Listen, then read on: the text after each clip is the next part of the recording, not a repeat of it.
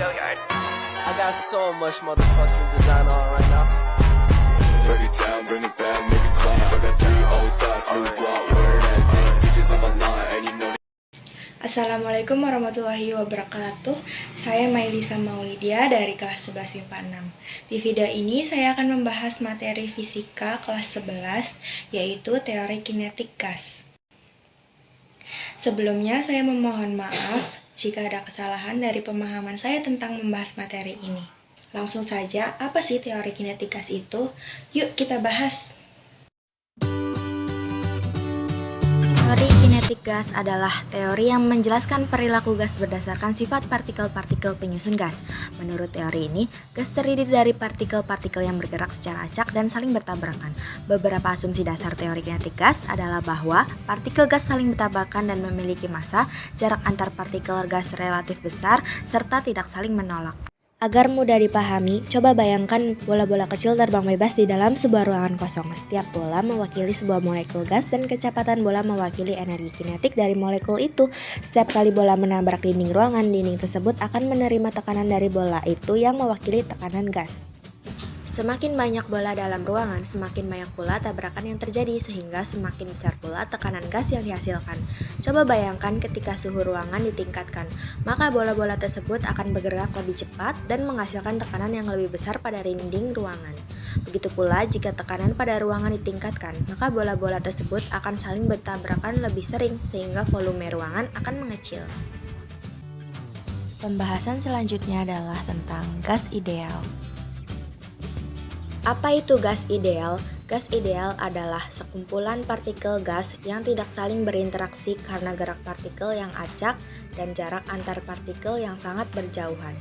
Adapun persamaan umum gas ideal adalah P, V sama dengan N kali R kali T, di mana P adalah tekanan, V adalah volume, N adalah jumlah zat, T adalah suhu mutlak, dan R adalah konstanta umum gas ideal.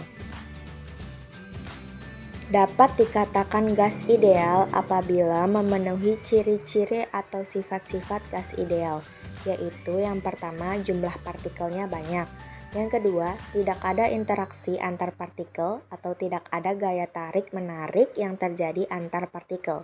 Ketiga, apabila dibandingkan dengan ukuran ruangan, ukuran partikel gas ideal ini dapat diabaikan.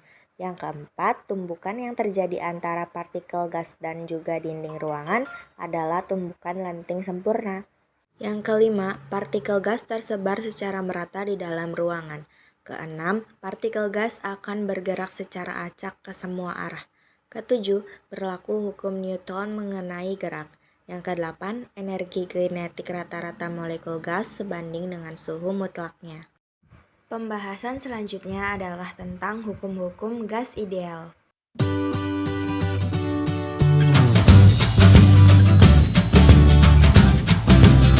Ada 4 hukum yang akan dibahas, yaitu hukum Boyle, hukum Charles, hukum Gay-Lussac, dan hukum Boyle-Gay-Lussac.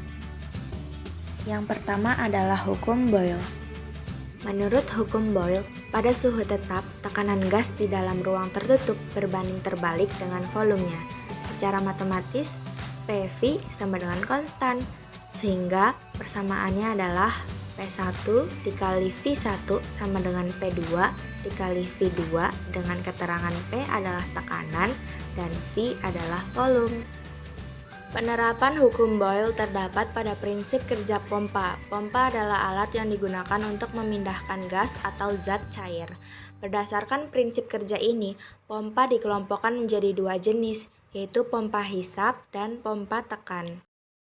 Saat penghisap ditarik, maka volume udara dalam pompa akan membesar dan udara tidak dapat masuk ke ban karena harus masuk melalui katup atau ventil dari karet.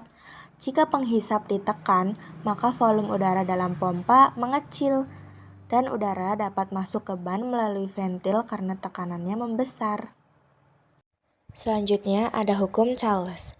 Charles mengatakan jika tekanan suatu gas dijaga konstan, maka volume gas akan sebanding suhu mutlaknya.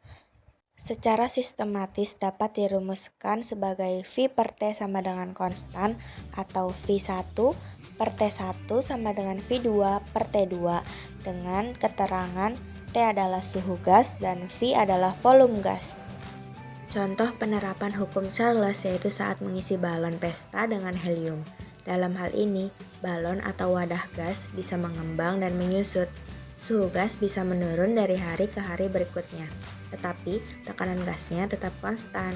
Pada tekanan konstan, suhu yang lebih rendah akan sesuai dengan volume yang lebih rendah, sehingga volume balon berkurang.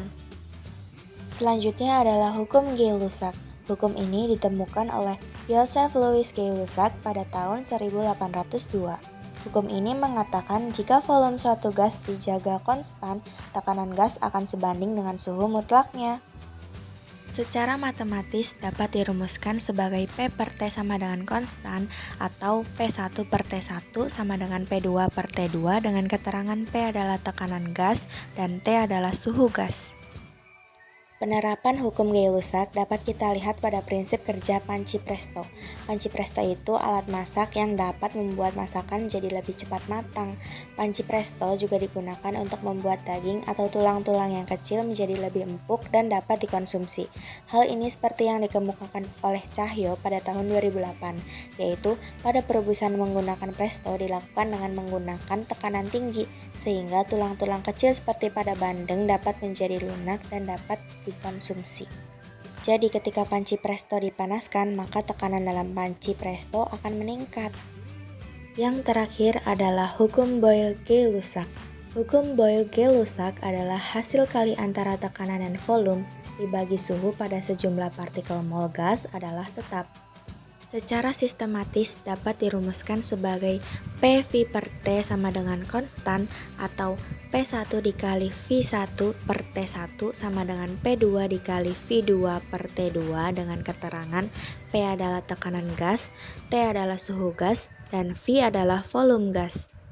Sampai di sini saja pembahasannya. Jika ada kesalahan, mohon dimaafkan. Terima kasih sudah menonton. Wassalamualaikum warahmatullahi wabarakatuh.